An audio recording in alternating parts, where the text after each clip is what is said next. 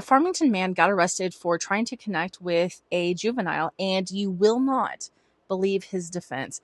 I'm telling you, this case is wild. I'm still shaking my head in disbelief at the entire thing. So on April 3rd, 2024, police in Rogers, Arkansas received a report from a woman who said that around 2:45 that afternoon, she got a text message from someone that she did not know, a person who was later identified as Edward Hahling. When the woman asked this random number who they were, the random number responded, "Random number looking for a friend, do want to be my friend." And I realized that I missed a word in there. It's because I'm reading it as it is listed. Even though this woman was an adult, she told this man that she was a child, and the man asked what gender she was, to which she said, F off, basically. Edward replied that he liked her age and asked if she wanted to meet up for sex. Now, Edward did not shy away from telling this woman that he was 33 years old. Again, he believes that he is chatting with a child, but he says he's 33 years old. During the course of this text conversation, Edward said things to this woman like asking her if she was a virgin, asking her for her breast size, asking her twice not to call law enforcement, asking her not to ghost him or cheat on him, asking her to be his girlfriend or boyfriend, asking her to go to the bathroom and take her a picture of her breast and vag, asking if they could have a baby, saying he can't wait to get in her, basically. Edward sent a dick pic to this person that he believed to be a child. Now, the woman had a brief conversation with Edward over the phone. She said that it sounded muffled and it wasn't a sexually explicit conversation, but he did ask if they could meet. So the woman contacted the Rogers Police Department and gave them all of this information. They were able to look over the text messages, the conversation. It is so weird to me that someone would just feel bold enough to message someone, a random person, and say these things to them, right? So the Rogers Police Department decided they were going to do a little role playing and see what happened. They got a picture online, they got a phone number to use, and they started messaging Edward undercover, implying that Edward had texted a friend of theirs, that the friend did not want Edward to be messaging them, but Edward tried to connect with the undercover officer. And we do not know how old the undercover officer told Edward that she was, but I would have to believe that it's pretty young because there are other messages that suggest that the undercover officer told Edward that she did not have breasts yet. The undercover officer did a Google search for a photo to use and send that picture to Edward of who they were pretending to be. Now, Edward said things to this undercover agent, like asking if he could take their virginity, asking for more photos, asking about their breast size, to which they stated, "I'm just blank years old, so I don't have boobs." Edward sent a dick pic to this undercover officer who he believed to be a pretty young child, and then asked what her parents would think about them dating. Now, that's all bad enough, but here's where it gets pretty weird. On April 3rd at around 6:43 p.m., Edward said that his mom took his phone away at 8 p.m. So after 8 p.m., they weren't going to be able to message until 5 o'clock the next day when he went to work. But he's 33 years old, so pretty weird, right? That had me like, this can't possibly be the truth. But it goes on.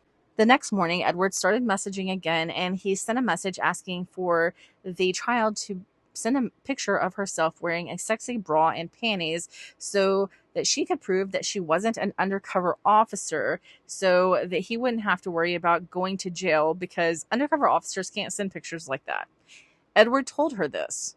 Throughout the conversation that Edward was having with this undercover officer that he believed to be a young child, Edward sent about 9 unsolicited dick pics, 9 of them. He also made multiple comments about the different ways that he wanted to have intercourse with the undercover officer. The undercover officer did say multiple times during the course of these texts that she said exactly how old she was, and there's every reason to believe that he actually believed that she was that young because he kept asking how her mom or how her dad would feel about them dating. The undercover officer told Edward that she would be going to her dad's house in Springdale on April 5th, and Edward said, "Can I bring you to my house?" So that was kind of arranged. Edward said things to the undercover officer like, "I can teach you how to play with yourself."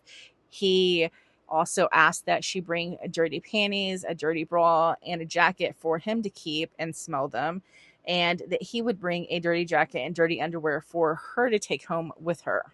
Edward actually revealed some stuff about himself while he was texting the undercover officer. He told the undercover officer that he lived with his mom and his brother in Farmington. He said they would be upset if she was found at the house, so he would have to sneak her in so that they could have intercourse. The day that they were supposed to be meeting, Edward sent more messages to the undercover officer asking her if she had pubic hair, asking if she thought that he could penetrate her, also asking if she would protect him from the cops. Edward asked this child, "Do you know what a pedophile is?" To which the child, the undercover officer, said that she had heard her mom talking about that. He said, "I'm not like that. I truly love you. I know you are the only one. For have not felt like with anyone. Can't wait for the day when call my wife." Now, again, that is exactly how he texted it. Now, I know the pedophile question is interesting that Edward asked her if she knew what a pedophile was. The thing is that Rogers police officers had already found out that Edward had had similar accusations, that he committed crimes such as the one that he is committing right now in California, the state that he was actually from, back in 2017. But he was not fully prosecuted for those crimes because he was found incompetent to stand trial. But here he is in Arkansas doing all the same things, right? So police went to Edward's home, and when they got to Edward's home, they knocked on the door, and who answered the door but Edward's brother? When Edward's brother answered the door, he immediately asked if officers were there to speak with Edward. The reason that the brother immediately thought that officers were there to speak with Edward is because Edward and the brother had plans to go to Bentonville when Edward got home from work.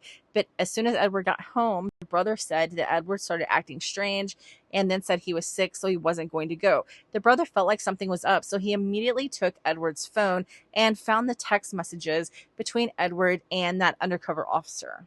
Now, when Edward was arrested by police, he made a lot of statements to the police, spontaneous utterances, saying things like his mother had guardianship over him due to his mental status.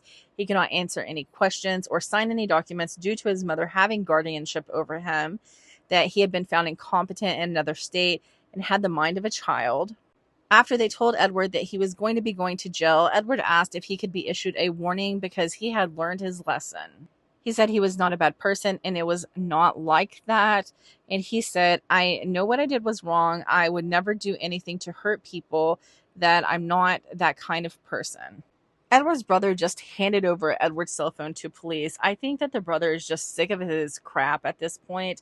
The brother said that Edward used a flip phone, and the reason that he used a flip phone was because they were trying to limit his contact with police, because police had already came to their home two separate times prior to this over similar things. Now, in Edward's room, police found multiple sticky notes with female names on them. Also, Edward had a ledger going with names and dates of birth, seemed like maybe people that he was talking to.